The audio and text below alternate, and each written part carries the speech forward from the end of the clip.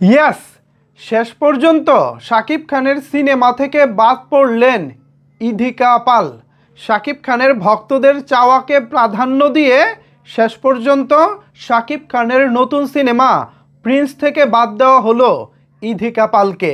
তবে থেকে যাচ্ছেন তাসনিয়া ফারিন।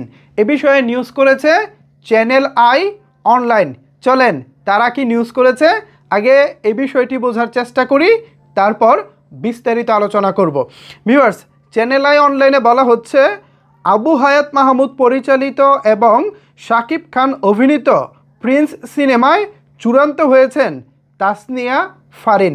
যেমনটা বলতেছিলাম, চলতি সপ্তাহে তাসনিয়া ফারিনের সঙ্গে সিনেমাটি নিয়ে চুক্তি সম্পন্ন হবে।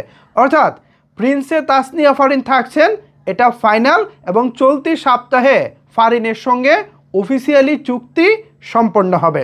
এরপর নিউজে আরও বলা হচ্ছে, তার সঙ্গে কথাবার্তাও চূড়ান্ত হয়েছে।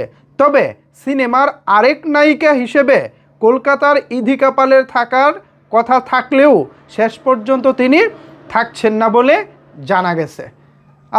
কি যে শান্তি একটা নিউজ! এই নিউজটা সত্যি শাকিব খানের ভক্তদের জন্য দারুণ একটা নিউজ হতে চলেছে। আমরা ইধিকা পালকে চাই না, অলরেডি বেশ কিছু কন্টেন্টে জানিয়ে দিয়েছি।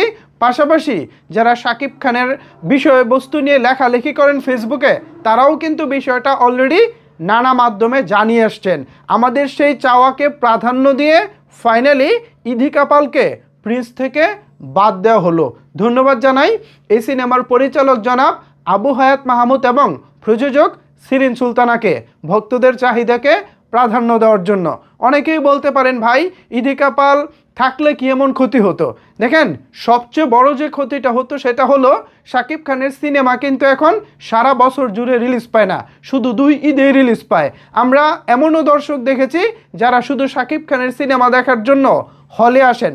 ধরুন 2024 কিংবা 25 সালের রোজার ঈদে একজন দর্শক ছবি দেখতে আসলেন, সেই একই দর্শক 2026 সালের রোজার ঈদেও ছবি দেখতে আসলেন। এখন তিনি ভাববেন, কিরে ভাই, এর আগের ঈদেও আসলাম এই নায়িকা, আবার এখন আসতেছি আবারও এই নায়িকা, 2 দিন পর আবার আরেক ঈদ আসবো, তখনও এই নায়িকা, মানেটা কি? আমরা বারবার এক নায়িকাকে কেন দেখব?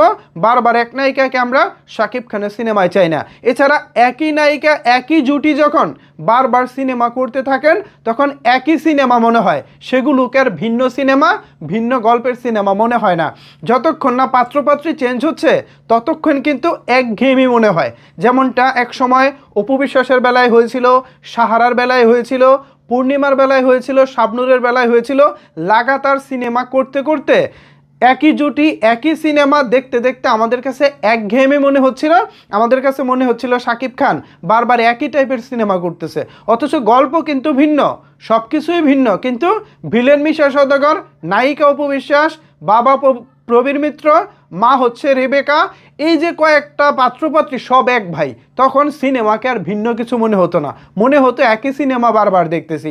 তো এ কারণেই কিন্তু সিনেমার নায়ক নায়িকা থেকে শুরু করে ভিলেন সব কিছুকেই যদি প্রত্যেকটি সিনেমায় আলাদা আলাদাভাবে নেওয়া যায়, তাহলে সিনেমার গল্পেও বৈচিত্র্য আসে, দেখতেও ভিন্নতা লাগে। সো সেই জায়গা থেকে আমি মনে করি ইধিকা পালকে বাদ দেওয়াটা একেবারে যুক্তিসঙ্গত হয়েছে। সো ভিউয়ার্স, এ বিষয়ে আপনার মতামত কি জানাতে পারেন নিচের কমেন্টস বক্সে। ধন্যবাদ সবাইকে এতক্ষণ আমার সাথে থাকার জন্য।